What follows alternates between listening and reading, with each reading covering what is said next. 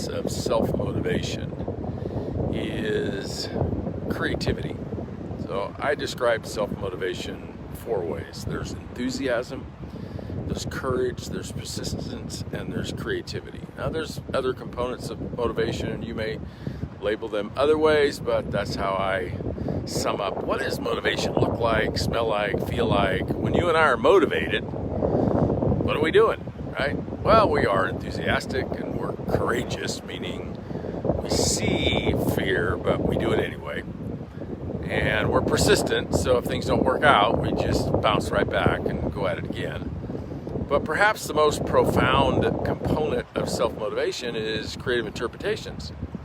And it's under the label of creativity. So creativity and self-motivation shows up in 2 ways. One is problem solving. So if our project is to go from point A to point B, whatever that is. So here, this is where we are now.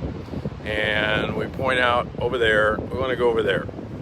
Point A, point B, right? That's the journey, and the destination is point B. And that might be income, it might be fitness, it might be relationships, it could be anything.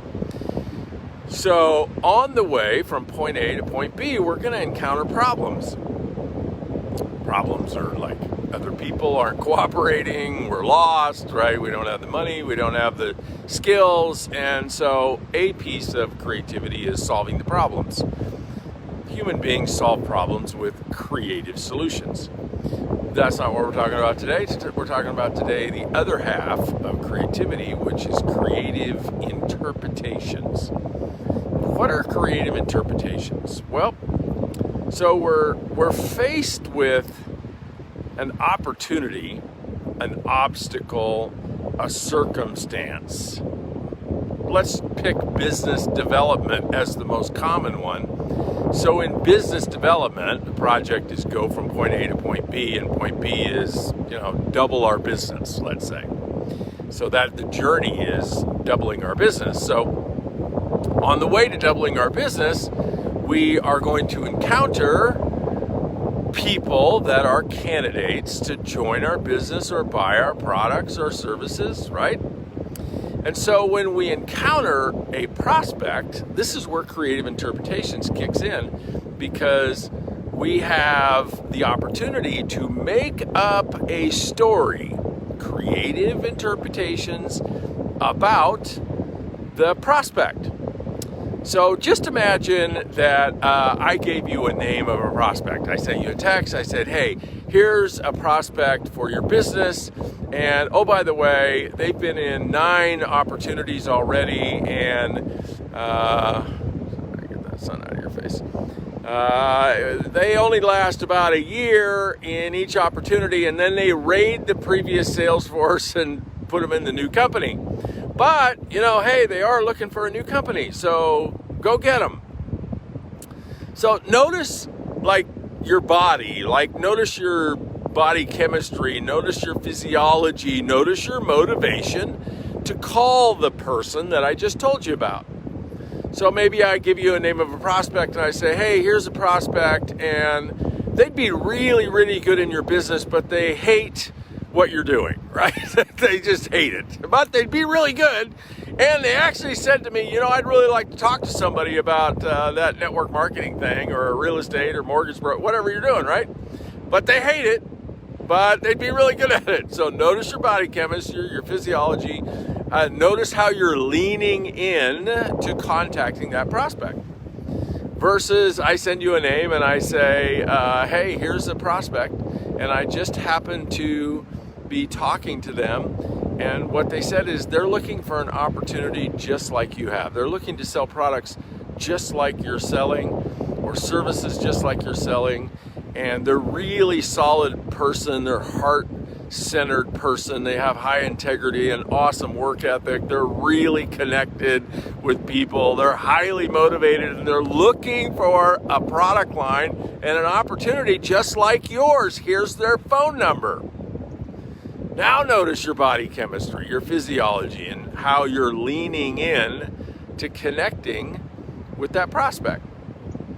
So you see how important creative interpretations are, because it's not the prospect that matters, it's the story you make up about the prospect. So you've probably heard it this way: it's not what happens to you in life, it's how you respond to what happens to you in life. So you can either react to what happens to you in life, which is not using your creative interpretations. That's using basically your lizard brain, your prehistoric hard wiring of, you know, something bad happens, like somebody says no, or somebody doesn't show up, or somebody ghosts you, or somebody quits, or, you know, you had money, you thought you had money, now you find out you don't have that money, and right out, whatever happens, right? Circumstances happen in life, and if you're deploying your creative interpretations, you're going to make up something that's going to have you lean in and be motivated to move through the obstacle anyway. So, you know, what happens to people that, you know, they get a lot of rejection is they're either like using their hardwiring prehistoric lizard brain to react to the obstacle, and then in that case it takes them out of the game, or they might just be making up things that take them out of the game. Like they could make up, this is a creative interpretation, let's say, you know, the last 10 people you talked to all said no, and then a creative interpretation would be, nobody wants to do this, I can't do this, right? This doesn't work, nobody wants to join this company except the people that are joining it on other teams. Right? So here's a simple way to look at this. In creative interpretations, we either have red lights, yellow lights, or green lights. So if you have a tendency to make up red lights when you are faced with opportunities or circumstances, red lights would be stories that you make up that take you out of the game or paralyze you. Right?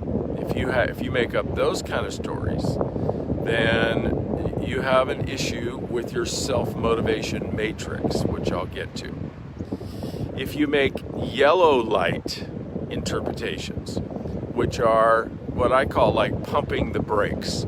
So you start and you stop, you start and you stop. You're trying, you're struggling.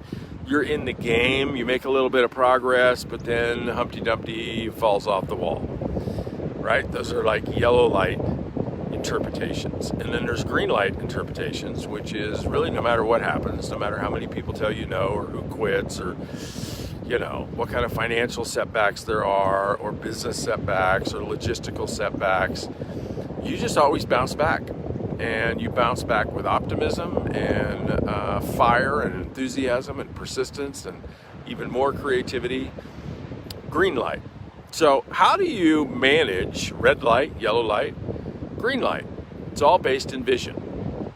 So some of you have read my book, Mach 2, With Your Hair on Fire, The Art of Personal Vision and Self-Motivation, or How to Get Yourself and Keep Yourself Motivated.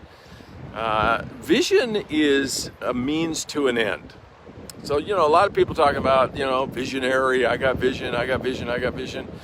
And vision is really the only purpose of vision is to create this dissonance, this gap between point B, that's point B would be your vision, and point A is where you are now. And if you have a crystal clear vision of point B, where you want to go, and you see yourself accomplishing it, like you have a flavor of believability in the end game. Like when you think about plan point B, the way you story it is, this is going to happen. I'm making this happen. I'm making progress.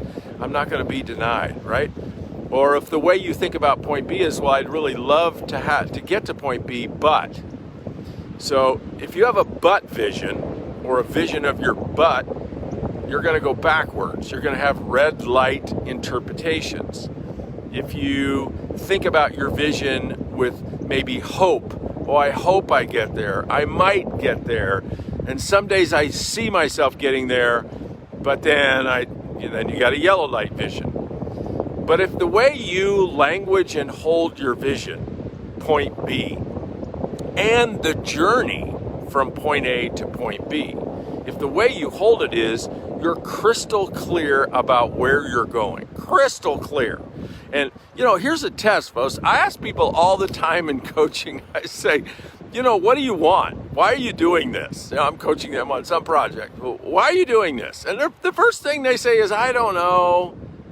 Okay, so you're flying a plane and you're going to take off, and the plane really does want to know where you're going.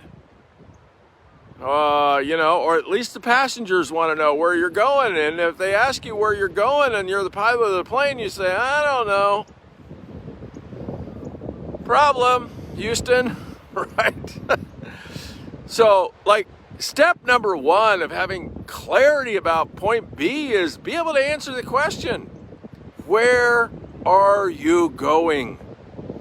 And look for the contingency words in your description that undermine the clarity and undermine the vision of inevitability, the believability, the inevitability. Look for the words like probably, try, working on it, hope, right? Hope is no strategy of vision.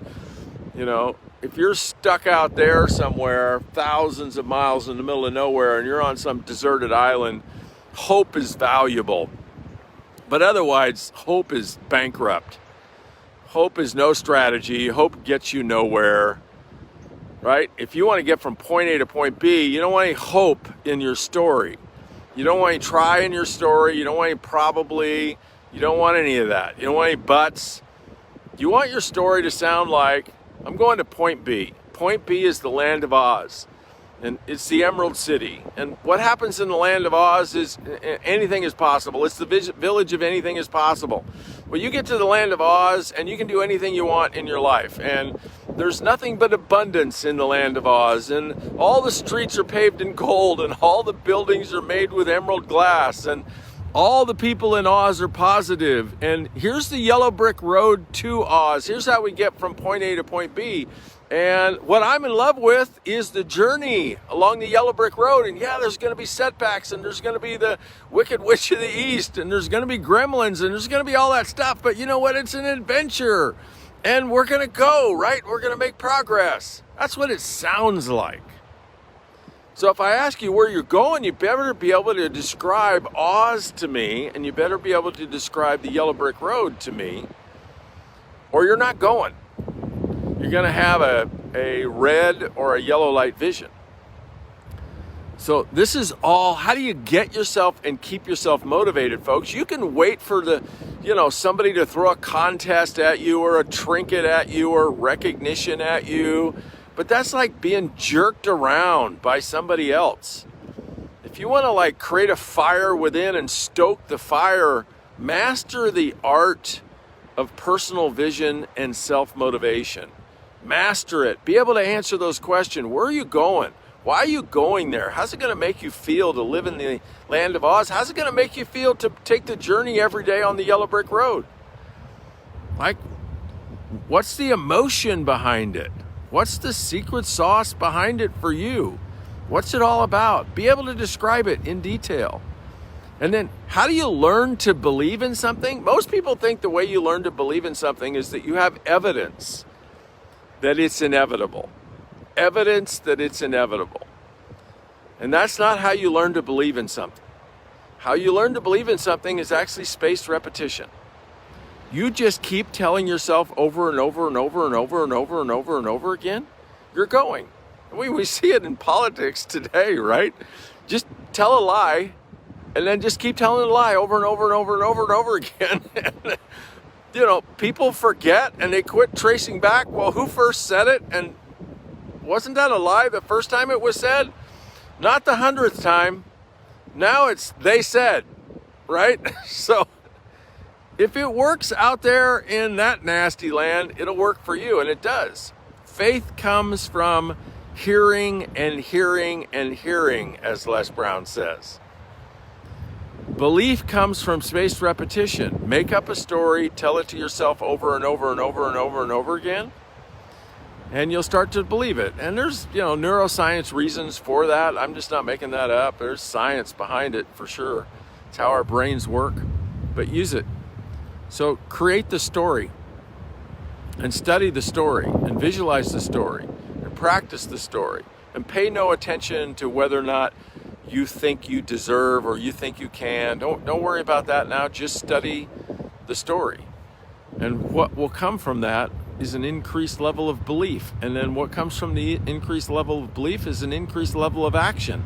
And when you get in action, you do start to create evidence that you can throw those big logs of evidence on the fire. This is how you get in action. Vision first, action second, more vision third, massive results fourth. Creative interpretations. Red lights, yellow lights, green lights. Thank you, Martha. Thank you all for joining me. What is today? Today's Saturday, right? I don't know. You think today's tag day, share day? Do you know how to share these things? What you do is you push the share button, and then that's going to go to your Facebook wall. And then what you do is you write an intro to why people in your Facebook group might want to watch this. That's how you share it. Like, put your intro on it. Like, why are you sharing it with your network? And then how you tag people is you put in the comments their name if they're a Facebook friend. And then after their name, tell them why you're tagging them. That's how you share a tag. It's a beautiful morning on Lanai. That's facing west. Kimmy and I are taking some friends out boating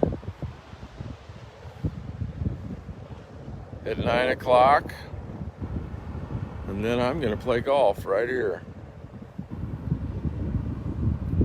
See you guys tomorrow.